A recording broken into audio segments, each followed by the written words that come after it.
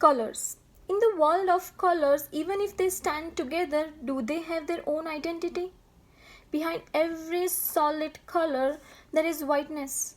Even with my dress, blueness is lost in a solid white supremacy background with unacceptable white privilege dots all around. I'm a colored person and will be talking about myself in a white community. But will I be heard? Often our voices are lost or suppressed in dominancy of whites. But why does this happen? Instead of asking questions, it was a time to evaluate and understand self and others with a new perspective.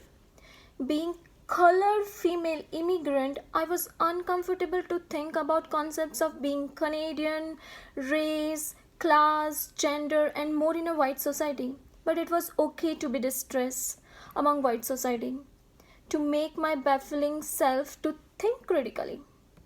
Am I Canadian? Did I have enough Canadian experience to write a story? That's where I had to make my self-identity run by wearing mismatched shoes. It was okay not to win a race. The important thing was that the journey taught me to evaluate and disrupt the normative narratives of being Canadian. Me, as a colored being, is a part of racism. But wait, did I just think I can never be a racist? Reverse racism doesn't exist. Additionally, I'm also taught to treat everyone equal.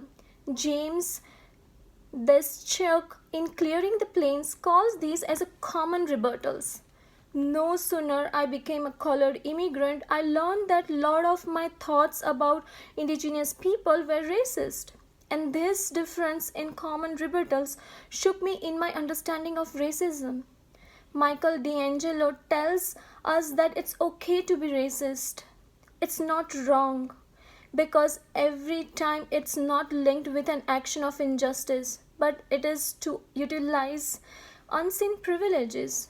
Also, the concepts in his book and class discussion about good white people made my views think critically about the initial denial of Peggy McIntosh article, and today I realize that every white people majorly and colored immigrants minorly are a part of unseen privileges.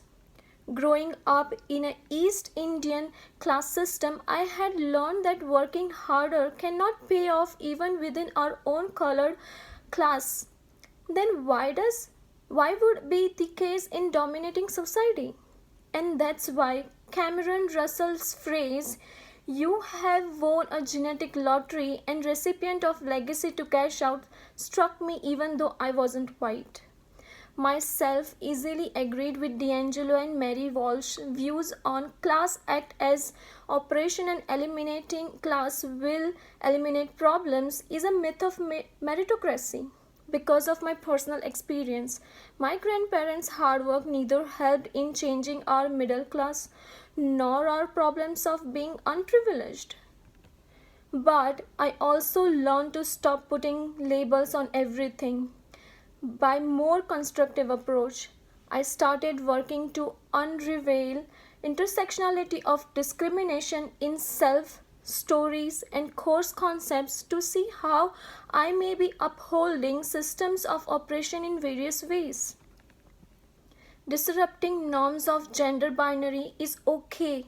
So what if I am raised in a binary system? Being woman, my favorite color is blue and my husband is an excellent chef. It's okay to be outside of a norm of a strong, tough man and shy, timid women. Last but not least, I'm colored cis women. That makes me a part of a trivialized and relegates to the topic of humor.